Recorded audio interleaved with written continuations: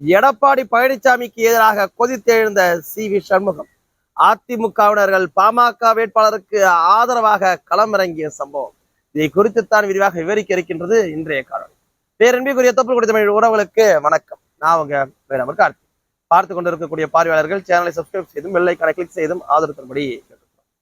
விழுப்புரம் நாடாளுமன்ற தொகுதியினுடைய கள நிலவரம் என்பது முற்றிலுமாக மாம்பழம் சின்னத்திற்கு ஆதரவா வந்திருக்கு.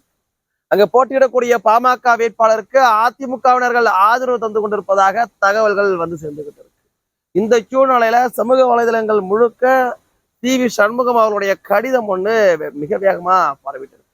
அந்த கடிதத்துல குறிப்பிடப்பட்டிருப்பது, அந்த கடிதம் மெய்யோ பொய்யோ அது உங்களுடைய பார்வைக்கே விட்டுடுறேன். ஆனா அந்த கடிதத்துல குறிப்பிடப்பட்டிருப்பது என்னன்னா, இந்த தொகுதியில நீங்க ஒரு வேட்பாளரை நிறுத்திருக்கிறீங்க, அவரு நிறுத்தப்பட்டதுல இருந்து பல குளறுபடிகளை செஞ்சுட்டு இருக்கிறாரு, அதிமுகவுடைய தோல்விக்கும் விசிகாவுடைய வெற்றிக்கு சாதகமாக அவர் இருப்பது போன்ற குற்றச்சாட்டை சி.வி. சண்முகம் முன்வைக்கிறார். அது மட்டும் இல்லாம இந்த தொகுதியில அதிமுக தோல்வியை நோக்கி போயிட்டு இருக்குன்னு சி.வி. சண்முகம் கடிதம் எழுதியதாக அந்த கடிதமானது சமூக வலைதளங்கள் முழுக்க பரவிட்டு இருக்கு.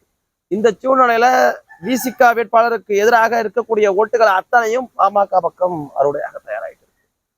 அந்த தொகுதியில களமிறங்கக்கூடிய விசிகா வேட்பாளர் துரை ரவிக்குமாருக்கு மக்கள் மிகப்பெரிய அதிருப்தியில இருக்கிறாங்க. அந்த வேட்பாளர் திரும்பி இந்த தொகுதியில வென்றுவிடக் கூடாதுன்னு, மிகப்பெரிய தோல்வியை அவர் அடையணும்னு மிகப்பெரிய அளவிற்கான எழுச்சி அந்த தொகுதியில இருந்துகிட்டு இருக்கிறத நம்மளால பார்க்க முடியும்.